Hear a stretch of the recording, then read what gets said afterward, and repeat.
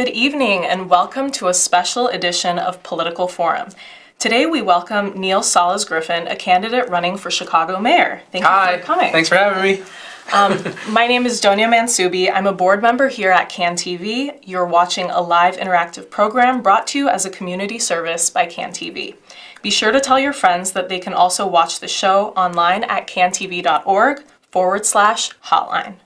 We welcome your questions and comments throughout the show. You can call the number on the screen, 312-738-1060. During the next 30 minutes, we'll try to get as many of your calls as possible. So really quick, why don't we pull up your website just so constituents know where to find you.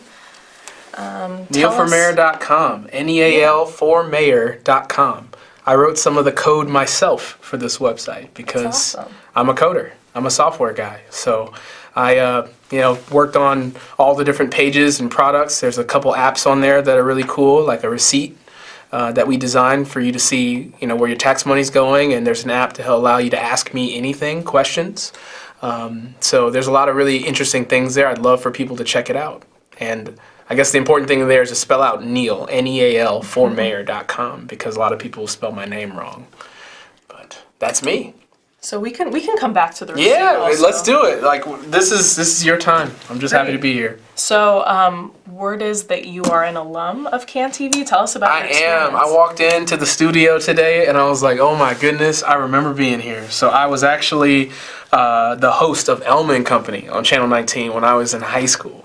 So when I was like 15, 16 years old, I actually interviewed some of the candidates that I'm running against today, or I was running against before. So Dorothy Brown I interviewed, and a few other state senators, people like that.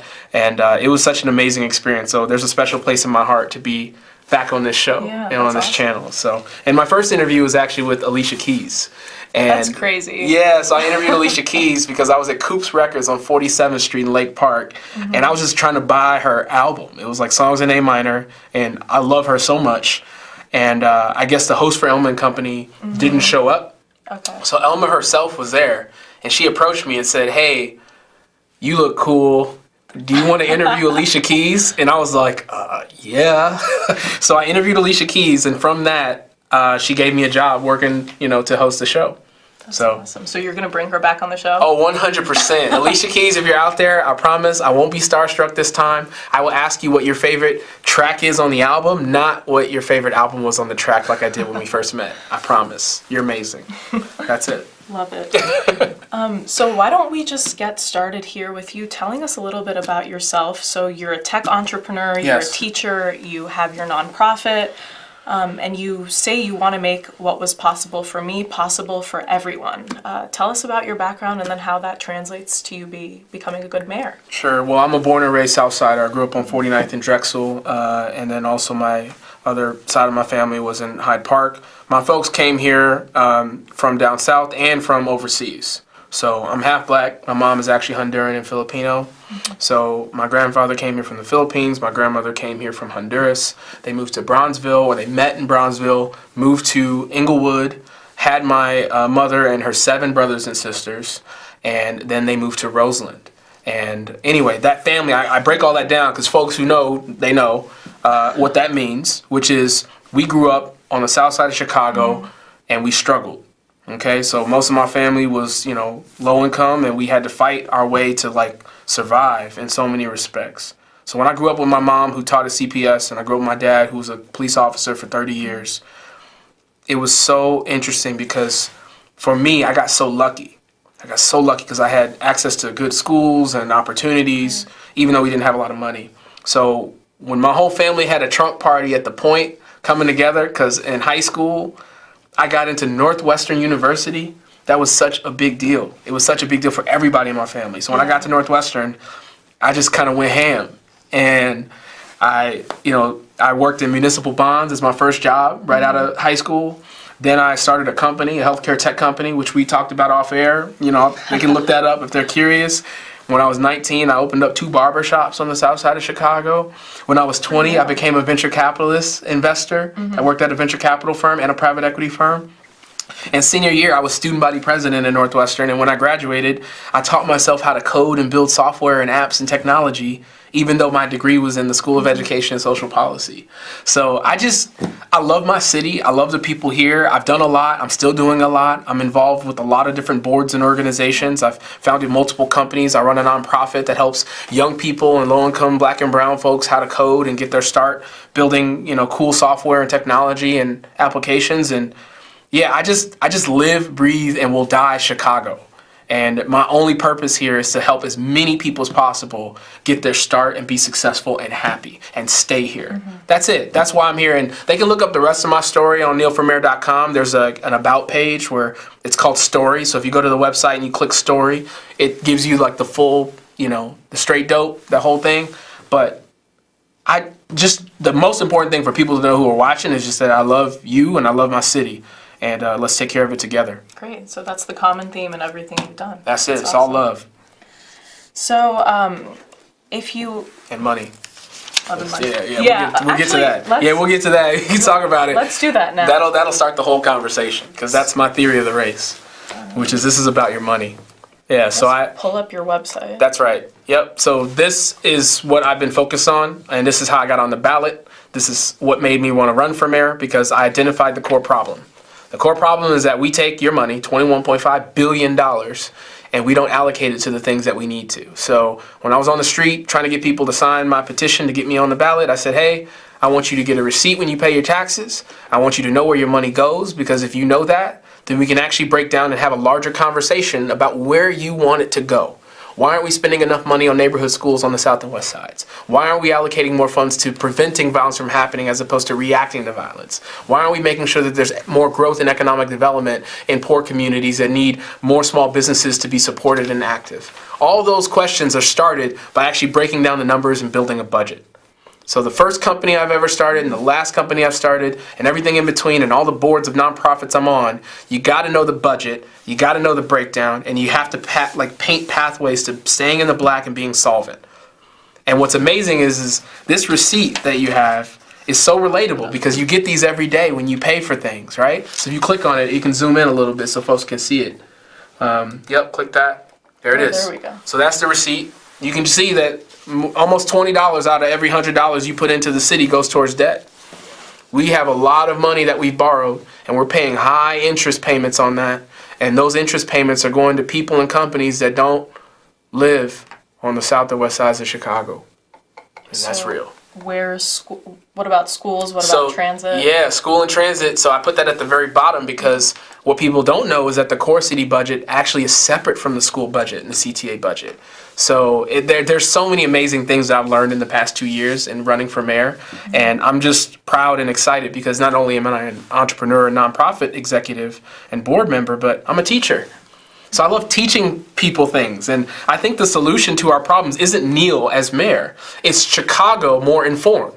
Like, that's the solution. So whether you elect me or not, whether you vote for me or not, is less important than making sure you understand how your money's being spent. Because once they know that, then we can actually start to address these issues. Because we're also the most corrupt city in the country in many respects. So that's not going to be solved if we keep electing the same people over and over again. So maybe they'll think about voting for me. So on that topic, adjacent to it, there's already a sense of distrust among voters as they read about and see serious issues daily in Chicago with government officials, policing, crime, and a sense that downtown matters more and neighborhoods farther away are forgotten. You can see it. Yeah. It's obvious. It's evident. What opportunity do you see out of these crises? Yeah, well, I think one major opportunity is bringing in leaders who actually come from the communities that are struggling the most right now. So folks who actually grew up in these places, who still have family in these places. Because when you're a legislator, when you're a politician, when you're a government employee, and you have that perspective and that context where when you make a decision on the behalf of the community, those go home with you at night. You go to sleep and you know that you made a decision that's going to help or hurt those people. Yeah, and I think that's the key. Like, we could go into like the nuance and subtleties of different policy and positions, which I'm sure we'll get into. But at the highest level, it's, do we have real ones in office that actually have my back, and can I trust them? Because if I trust them, now we can have a conversation and even have disagreements about what decisions actually should be made. But you have to be able to listen, and you need more folks who are familiar. Because right now they're looking kind of unfamiliar. especially what they're doing with your money. Definitely. So you ask 5 different people about what needs fixing in Chicago. You may get 5 different answers. Crime, policing, taxes, schools, and pensions. If you were elected, what do you tackle first? Again, it's about the money. Like, because all the other things are rooted there. And I didn't start with saying it's about the money, because the reason I decided to run for mayor was because I have 16 aunts and uncles that grew up on the south side of Chicago. I have over 100 family members that are in the city of Chicago. Huge family. And more than half of them have moved out in my lifetime. So I have all these people who grew up here who the city has failed. And so in addition to my own personal story, Chicago is the only major city with a declining population. And that's exclusive to black people. So with that declining population, I said, all right, why are people moving? Why did my family move, and why do other people move? And the reasons they leave is, number one, they have a kid or they're planning a family and they're trying to figure out where their kid's going to go to school. And they're like, can't be in Chicago because they don't have access to the best schools as far as where they live in their neighborhood. So they're going to go out to the suburbs or move to some other city. That's number one. Number two is safety. When it's violent, when the block is hot, when things don't go right, people are like, I'm out of here. I can't have my kids around this. So they can't walk their kids to school. They can't walk safely down the street. They can't go down there and pick up something from the grocery store or the corner store. They can't go play at the playground because violence, because threats. And that's not okay either. And that's why people leave. And then the big three is, the third one is, obviously economic opportunities, jobs, and affordability. So I can't live here anymore. I can't make rent. Or I got fired, I need to get a new job, and Chicago's not helping me. That's why they leave. So with all that being said, all of those things, school, safety, jobs, it's about money. It's about you making more money. It's about us investing more of our money into the schools that need the help the most, investing in the programs that aren't just about policing communities, but restoring communities. That's right. So until we make sure that our city budget, reflects our values, then we're going to continue to fail people and lose our city. We're going to lose so many people who want to live here. They want to stay, but they have to go. And what does the budget reflect right now, though? Right now, the budget reflects that downtown is awesome and getting more awesome. It reflects that, if you want good food in Chicago, there are plenty of places you go, but all the lists and websites and rating services point you to the north side and the West Loop. Definitely noticed that. Right, yeah. So that's where you go if you want to eat well, even though there's some amazing restaurants and places on the south side and on the west side of Chicago. Folks just need to know that. And we know that because we're from there, but other people don't. And I remember when I was at Northwestern as a freshman, I had all these people, these transplants, people from out international and from other states, and they say, oh, you're from the south side of Chicago. My parents told me not to go there, right? Like, it's not safe. And you went to UChicago, so you know about this. So then, you know what I did, though? I took it upon myself. I said, oh, yeah, you afraid of the south side? Or I was like, are you afraid of me? And they said, no. And I said, oh, well, come with me. I'll drive you. I'll give you a tour. Right. So I used to give tours. I used to give Southside tours straight up. I gave probably 24 tours to Northwestern folks who thought that the South Side was scary. And I took them around, and I would take them down Cottage Grove and Stony Island and King Drive. And we go to 79th Street and 87th and go to Harold's. We go to the Chatham Theater. We would I would just show them everything. Right. And when I told them these stories and I showed them the people and introduced them to folks, we stopped in the barbershops and the corner stores, and we would go around to different places, and I'll stop by my family members' places, my cousins' places, and tell them these stories. They realize that we're all human and we all want the same things. And we just need to take care of the people who need our help the most. Yeah. So that was it. And I'll just keep doing it. Very true. That's it. So let's dive into some of these issues that we've mentioned. Let's start with public education. Many residents are concerned about the multiple school closures and the rise of charter schools. And you even talked about how the need for better education in schools in the city. Are you in favor of an elected school board? Yes, I'm in favor of an elected school board, majority elected. So what I've recommended on my platform now, I actually evolved my position on this because I was fully elected, but I actually adjusted to majority elected, partial appointed. Okay. And there's trade-offs, and I got to tell people, I'm a student of a lot of these ideas. In many respects, and now that I've talked to a lot of experts and done the research, the trade-offs with a fully elected or fully appointed are stark. Meaning right now we have a fully appointed board, meaning the mayor, Mayor Rahm Emanuel, gets to handpick and choose who he wants to run the schools and who he wants on the board. The problem with that is that the past two CEOs, not the current one, but the past two, one's in prison and the other one had to step down because of ethics violations. That's a problem. So if you have corruption at the top of your leadership in the schools, and here we are talking about school closings and what happened there and school funding and neighborhood schools, you can't have progress with our kids in these schools if you have corrupt leadership. And people don't trust Rahm Emanuel to choose, the CEO of Chicago Public Schools, even though the current one's actually, not doing a bad job, in my opinion. That being said, I would like to provide some perspective as mayor to hold myself accountable to the people on the future of our schools, but the majority of power should be in the hands of the people. And I think a democratically elected school board is positive and powerful. However, what I don't hear a lot of candidates talk about, which is absolutely required as far as I'm concerned, is campaign finance reform. Both for municipal office, but also for the elected school board. Because if you don't remove the special interests and the ability for rich people to influence who gets elected, we're going to continue having problems. Right. And the people with the wrong motives are going to get involved in this, and it's going to get messy. And I'm just not okay with that. So as your mayor, I will make sure that you can democratically and fairly elect your school board members, and then hopefully I can contribute a little bit because I happen to be the only person running for mayor that's founded a school, that's run a school, and also having taught in CPS in a neighborhood school. So run and tell that. I also teach at Northwestern in Chicago right now. So I'm an adjunct professor at Northwestern. So what do you teach? I teach engineering entrepreneurship. So my engineering students I teach on Monday nights. And then I'm a faculty coach, and I help teach coding and software development at your alma mater, at University of Chicago. So I don't know on Tuesday how to afternoons. I can teach you. I can come? Yeah, I'll teach you how to code. Okay. Yeah, I'll teach anybody how to code. I'll teach you how to code over there, too. Everybody can learn. That's what I've been doing in Chicago for the past 8-9 years, and I'm going to keep doing it until coding is irrelevant, which I don't think it will ever be. Happen. Exactly. So I will always have a job because I'll teach you. It's true.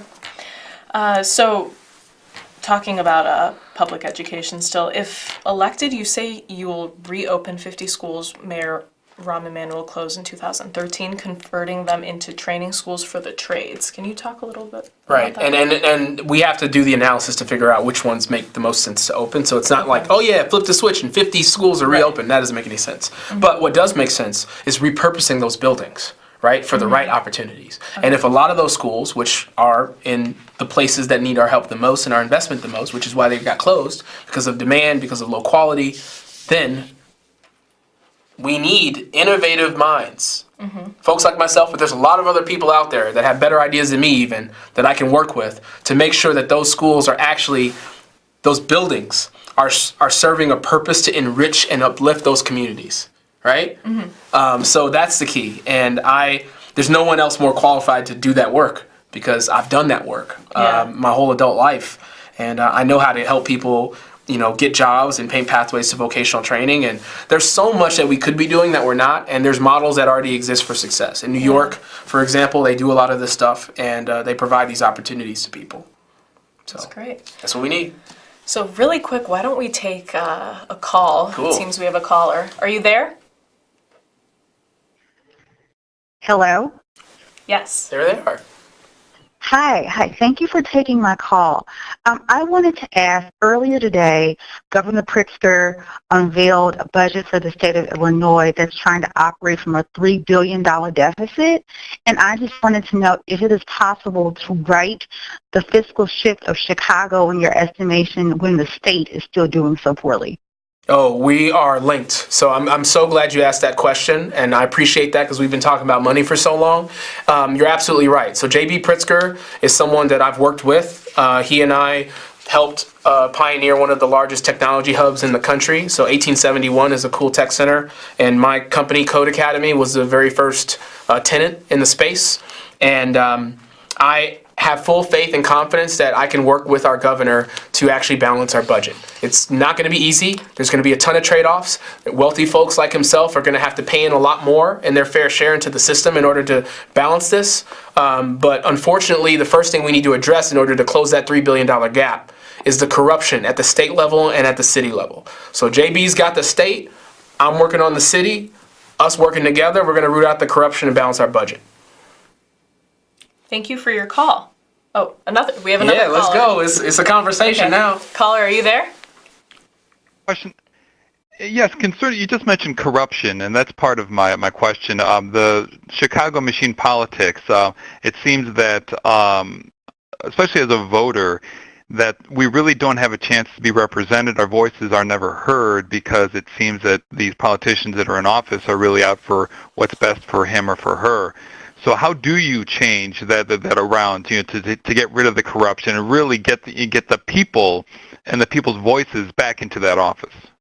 Thank you for asking that. And on my website, I have a full breakdown of this. It's under government accountability on my platform page. But the short answer is term limits, campaign finance reform, and radical transparency with our budget. If we identify exactly how money flows in and out and who's deciding where that money goes, the corruption becomes really obvious. Because a lot of people are doing pay-to-play, backdoor deals, no big contracts, and a lot of cronyism, nepotism, people giving their friends and family jobs that they shouldn't be, offering contracts to businesses that they work for or affiliated with. That has been going on in Chicago for decades. That is not a new thing, and that is not a Rahm Emanuel thing. That is a Chicago way thing. And that won't end unless we have people brave enough to step up that have no affiliation or connection to the machine and are willing to be fully transparent with the people. So once you know exactly where I go, who I meet with, who actually donates to me in my campaign, and to make sure that not too many rich, wealthy folks are doing it, it's not going to change. So that's why I decided to run, is to root out that corruption and show you where your money goes. And there's a lot more that we can do, and I'll also give credit. There are 13 other candidates in this race, and I will say that there's probably half or more of them that have thoughtful, meaningful ideas on government accountability and better reform. So, yeah, we're all on the same page on that front. The question is who can you trust to actually enact those changes? Thank you, caller. So just a reminder for our viewers again, you're watching Political Forum.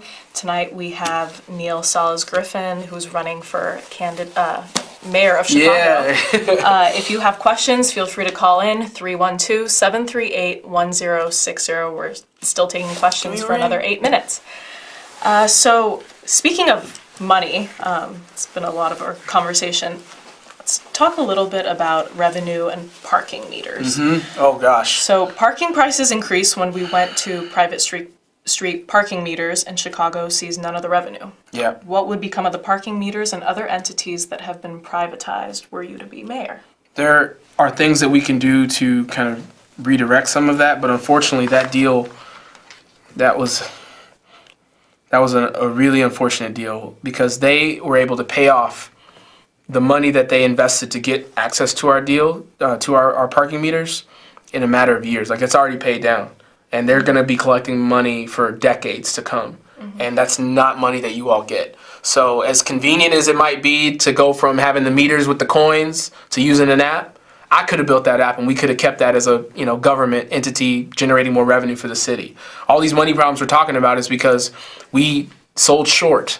Right? We shorted ourselves. We said, all right, we want money now, and we're willing to give up money later. That was one of the greatest mistakes that we've made as a city, financially speaking. Bad deals. So we need to have people that understand good business, profitability, and transparency, revenue and expenses that are thoughtful and smart, if we actually want to have good government. And that is the best example of bad government. So switching a bit to food deserts, and then we'll talk a little bit about communities and families and resources for families. Yeah. There are a ton of food deserts on the city's south and west sides. So how would you attract more grocery stores and healthy food options to these neighborhoods? And how do you attract companies, large corporations to come and open businesses on the south and west sides? And it's funny, this is always an issue with people and not understanding like supply and demand, mm-hmm. right? Because you can't just drop a really fancy grocery store somewhere and expect people to just show up. If you build it, they will come. No, you need growth in the community. You need ownership. You need people actually making enough money where they can go to these stores and spend money and be comfortable and happy and healthy there. And unfortunately, that's not the environment we fostered. Instead, we're using Band-Aids. We're slapping things into communities before we actually invest in their full growth. We make sure that every school in those communities is performing very well, that we have vocational programs and training that are extremely effective at giving people pipelines to jobs right away, and making sure that there's more like economic development and small businesses that can be born out of these communities. That is all first before you just drop in more ways for people to spend money. Gotcha. But food deserts is a real thing. People are hungry. There's been a lot of innovative services that I know folks on the south side and west side are using now to get around. We use Lyft, we use Uber, we use rideshare services, and that's how a lot of folks make money. I know my family and friends have done that, but that isn't going to cut it. Those are temporary measures for long-term growth investment in those neighborhoods. And then how do you address connecting more resources that support the healthy growth and development of new moms, new dads, new families to communities? So making sure that mothers and fathers, especially new mothers and fathers, have healthy growth in their communities. Well, number one is that word you just said, health.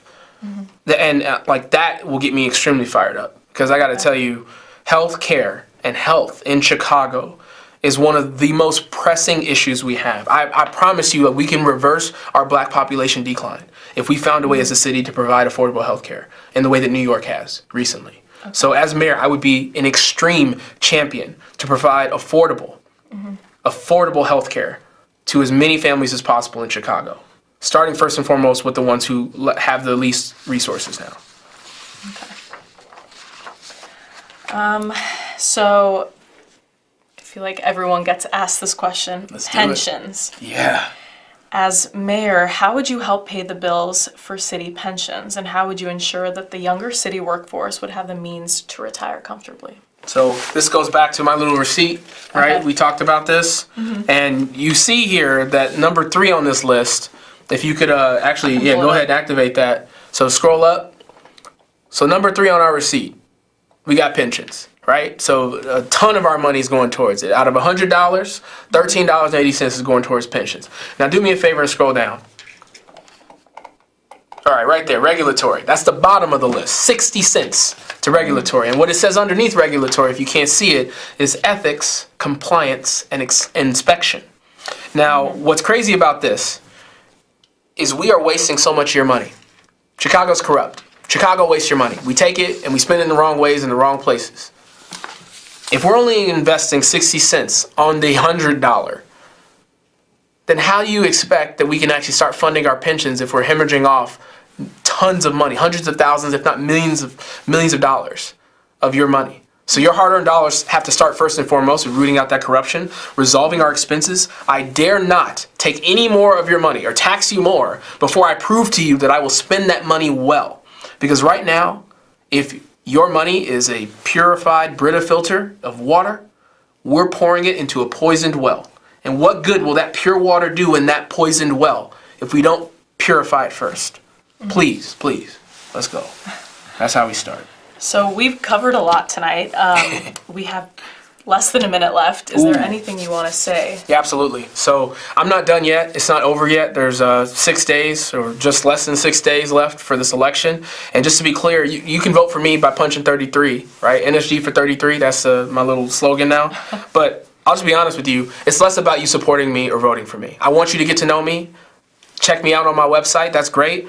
But really what I'm interested in is you understanding what the issues are, what matters most to you, and how I can help illuminate those issues and what the actual solutions to our problems are. So on my website, I don't just have my answers to these questions. I have all of my fellow candidates' answers. And I have a few more projects coming out in the next few days that'll help you better understand where we all stand across the board so you can make a holistic choice. So don't vote for Neal, vote for Chicago by enabling democracy, which is what I'm here to do.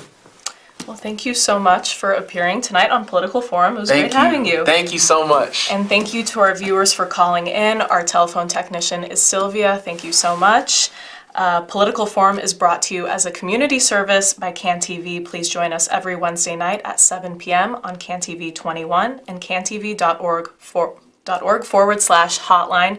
Have a good night. Thank you. I'll be back.